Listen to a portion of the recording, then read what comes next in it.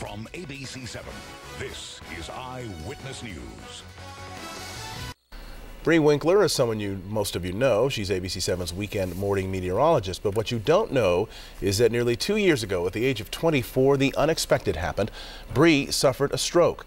Now she wants everyone to know so that it might help someone. Health specialist Denise Dador has her story. And then throughout the day today, right around lunchtime, still picking up some heavy rainfall. Meteorologist Bri Winkler predicts weather patterns for a living. But no one could predict the health scare she endured September 12, 2012. It was her day off. She had set her alarm for 5 a.m. to exercise. But 5 minutes after she woke up, she realized something was terribly wrong. First, I lost the hearing out of my right ear. Then things got worse. Bri takes us through what happened next. The numbness spread to my face, then down to my arm and my leg. And then when I went to stand, I realized I couldn't.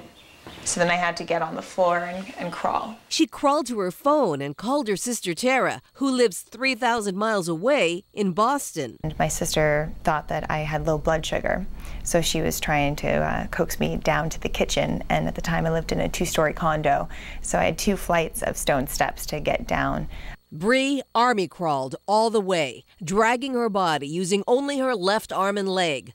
Looking back, Tara recalls she thought it might be a stroke, but she second-guessed herself. Why would a 20-year-old girl with no history, no one in our family has ever had a stroke, why would it be a stroke? One telltale sign of stroke is slurred speech, but Bri was speaking clearly. Eventually, Tara realized it was something serious and reached out to a family friend in Southern California who called 911. Paramedics rushed Bri to Huntington Hospital. For someone in the early 20s to have a stroke is very rare, but the type of stroke Bri had was exceptionally rare. The cause, a vertebral artery dissection. She had a flap-like tear in this key blood vessel. It can either be spontaneous, meaning it just happens. It can be because of some sort of trauma. Neurologist Arbi Ohanian says in Bri's case, that trauma could have been triggered by certain yoga poses or chiropractic manipulation. Bri did both shortly before her stroke. Doctors still can't say for sure what caused the tear, but what they do know is that a blood clot had formed, blocking a key artery in Bri's brainstem in the area that controls breathing and heart rate. It was in a very scary location. And the clock was ticking. The standard treatment, giving a drug called TPA, sometimes called a clot buster, which can reverse the effects of a stroke. But it has to be given within 3 hours of the stroke. By the time Bri arrived at the hospital, doctors had little time to assess her condition. With only 2 minutes left, Dr. Ohanian had to make the crucial decision. He felt it was Bri's only chance. To his relief, it worked. Within what felt like seconds, I could feel my face again. And it spread down to my arm and my leg. And it was this insane, crazy pins and needles, but it was such a beautiful awakening. It was like every cell was just becoming alive again. A year and a half after her stroke, Bri looks back and realizes so many things could have gone wrong. I view it as such a positive thing in my life because I do appreciate everything a lot more.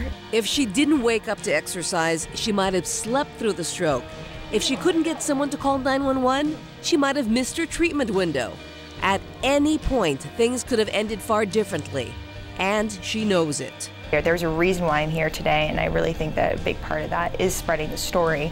And if that's all that I can do to make one person learn the symptoms and maybe they save a life or they save their own life, then I've done my job. In Pasadena, Denise Dador, ABC-7 Eyewitness News. Tomorrow on our ABC-7 morning show, Bri will be live in studio talking with the morning team about her recovery process and how she's living life differently now. And then starting tomorrow at 4 p.m., our health specialist, Denise Dador, will be joined by a panel of physicians, including Bri's own doctor, here to answer your questions for our stroke hotline. Wow, it's so scary how that can happen to someone so Amazing. young and healthy. Glad she's okay.